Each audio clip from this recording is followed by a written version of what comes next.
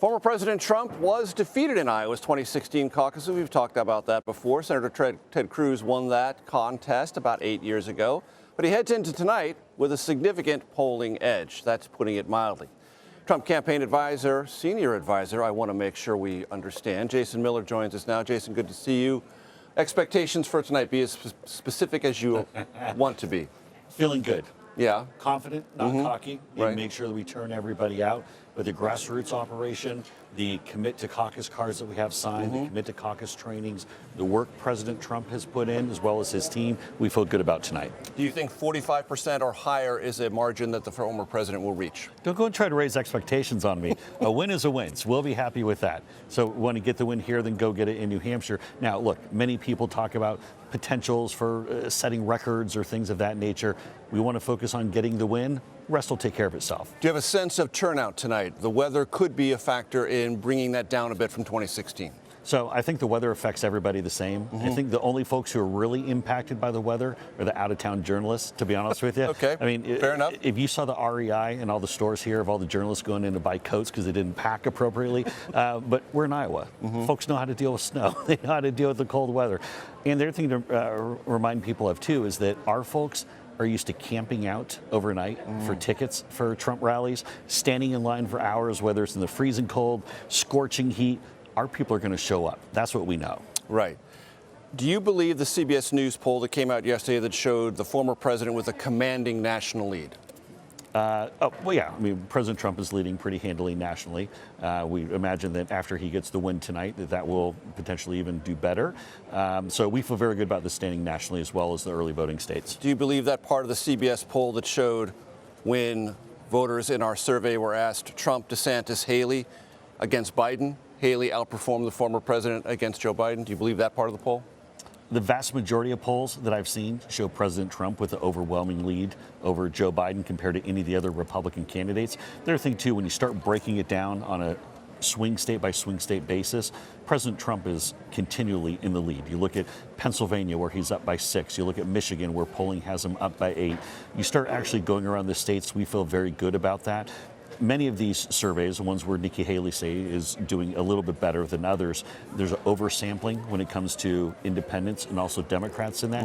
And in a sense right now, Nikki Haley is still a fictional character. People don't really know her. She hasn't been defined on the broader scale. There's an idea of a Nikki Haley, but as folks get to know her, then it's like South Carolina, where people do know her and they don't like her. When does that definition process begin from the Trump campaign's perspective? Tomorrow? Some of that started a little bit already. I mean, some of it, quite frankly, is started from Nikki Haley herself. We saw whether it be the slavery comment or the comment that New Hampshire corrects Iowa. By the way, Major, it's somewhere upward neighborhood of 70 or 75% of Iowans know about that comment. That comment has spread like wildfire. And it also kind of just shows that Haley's a rookie, not quite ready for prime time. What does tonight's result mean for the Trump campaign in New Hampshire? Well, it's definitely going to be a boost of energy, a boost of support. But we feel much more confident about New Hampshire as far as compared to, I think, some of the boo birds in the media. A lot of the surveys have been done recently there have very much oversampled. Independents are technically undeclared. Right, but you know they can play in that primary. Yeah, but the record is 39%, and many of the surveys, the recent ones, the terrible ones like ARG, have had that undeclared number being up over 50. And, okay, first of all, I don't think Nikki Haley is going to set the record for non-Republicans participating in a Republican primary. I certainly don't think that she's going to increase it by 25% over the record or 30 or 40%, which is what she would need to even be anywhere near in the ballpark. So we feel good about our operation there as well. When the South Carolina primary is conducted and over, do you expect Donald Trump's record to be 3-0 or maybe 4-0 if you add Nevada, but 3-0 because that's where the Republicans really focus? And then will your campaign begin to say it is over? Well, I think with a resounding win tonight, I think certain people might start to say that already. It's over after tonight. No, well, I could see some people saying that. We're going to take. Would you say that? No, I wouldn't say it. I'm going to say we're going on to want to win New Hampshire, want to win Nevada, want to win South Carolina, and we want to win out. I do think that we'll be 4-0 through the first 4 contests. We're going to treat every single one like what President Trump always says, no prevent defense. You're going to pretend like we're down by 1 point rather than ahead by much more than that.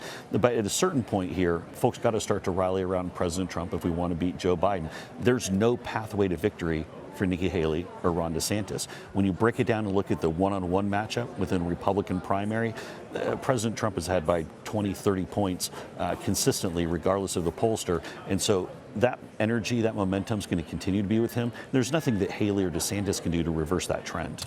It's been said to me here in Iowa, Jason, and I wonder if you agree with it and would say that also is true in other places, that Trump in Iowa is the incumbent, he's the challenger, and he's the victim. Well, and those three things all gravitate in ways that help him and hurt Nikki Haley and Ron DeSantis. But I think Joe Biden has made a fundamental miscalculation with this whole legal witch hunt against President Trump. I think it's backfired.